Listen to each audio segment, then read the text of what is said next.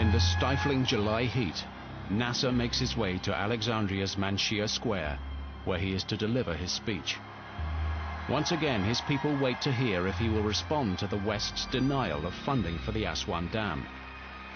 At 9 p.m., Nasser climbs the podium. The speech is long. Nasser catalogues the centuries of humiliations the Egyptians have suffered at the hands of the West. غرور وتحكم. احنا رفضنا ان احنا نقبل هذا السيطرة. His tone is measured, but angry. هل يكون الاستقلال أو التحكم الاقتصادي؟ Nasser now reveals to the world what the employees of the Suez Canal Company have just discovered. ويقوم بعمل شركة القناة الآن دلوقتي.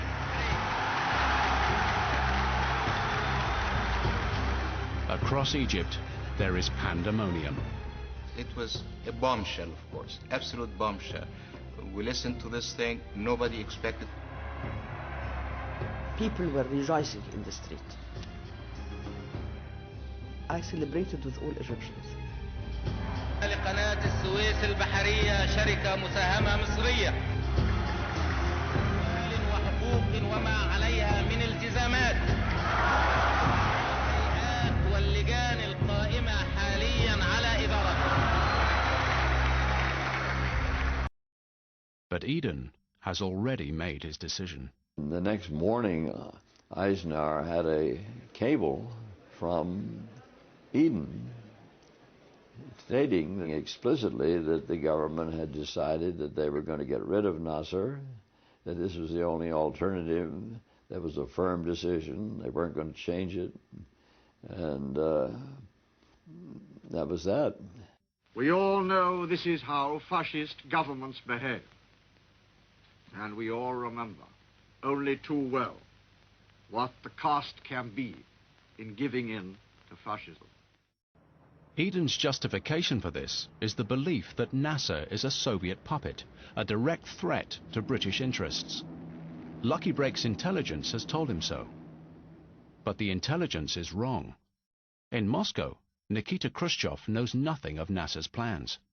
When he nationalized the canal, it was a surprise for the Soviet Union also. He didn't take the permission or anything. Even once he had made this decision, a few days before the announcement, he didn't tell the Soviets. And he didn't tell them for an obvious reason. He knew what their reaction would be. Moscow would tell him, don't do it.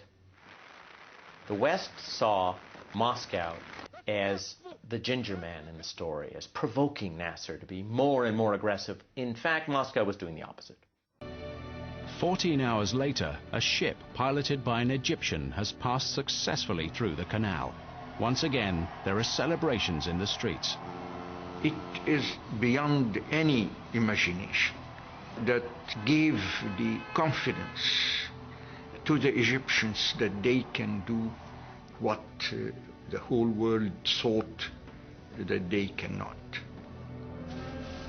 It is now almost 3 months since nationalization, and the canal is still open for business. It seems Eden's plans to overthrow Nasser and wrestle back control of the canal have failed. The world can see no reason for war.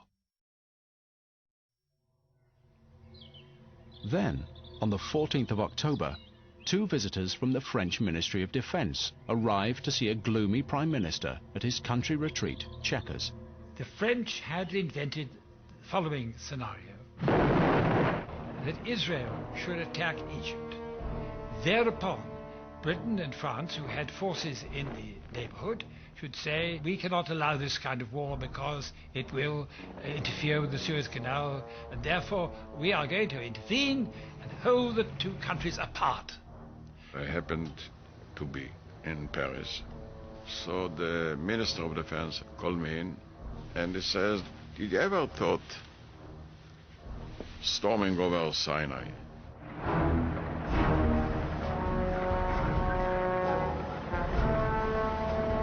And that's how it started. Eden is enthusiastic about this French plan. Not only will he be able to seize the canal, he sees a way to bring about Nasser's downfall. you bomb Egypt, you create panic within the country, you link this to an invasion, the Israeli invasion, and the new government will emerge, and Nasser will be no more.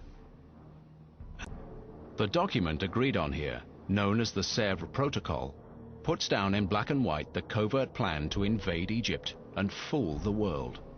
When this document finally emerged 40 years later, it confirmed how a British Prime Minister had deceived the world and deliberately engineered a war in the Middle East.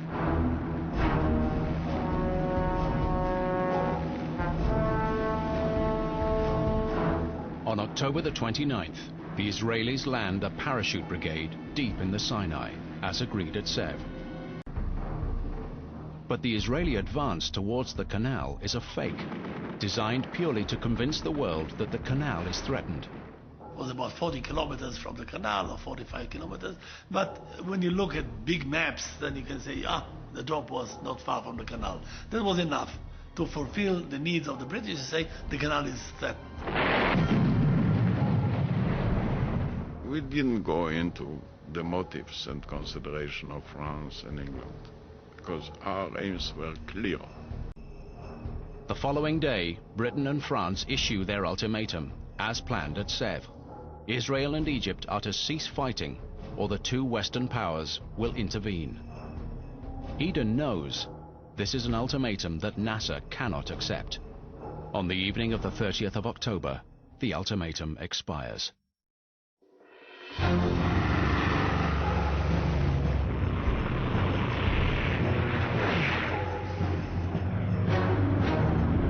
Shortly afterwards, Nasser hears planes in the skies above Cairo. As the bombs fall, a frightened Egyptian population rush to join civilian militias. Most of us, the young people, decided that we're going to defend the country. We really didn't know what we're going to do because our training was very cursory. It included one clip of live ammunition. When we joined, the first thing they did was they gave us those cases of Kalashnikov rifles right out of the boxes with grease. And they said, okay, here's your rifle, you know. This makeshift civilian army now waits for the arrival of British paratroopers. You hear a lot of fire, people firing rifles and firing in the air. We didn't know what to, you know, everybody is a parachutist, you know. Any noise, you think somebody had just come from the sky. So it was a very, very tense moment, and we were scared. But Cairo, where Talat Badrawi and other volunteers are waiting, is not the target for the British paratroop assault. Port Said, at the mouth of the canal, is where Britain will begin the reconquest of Egypt.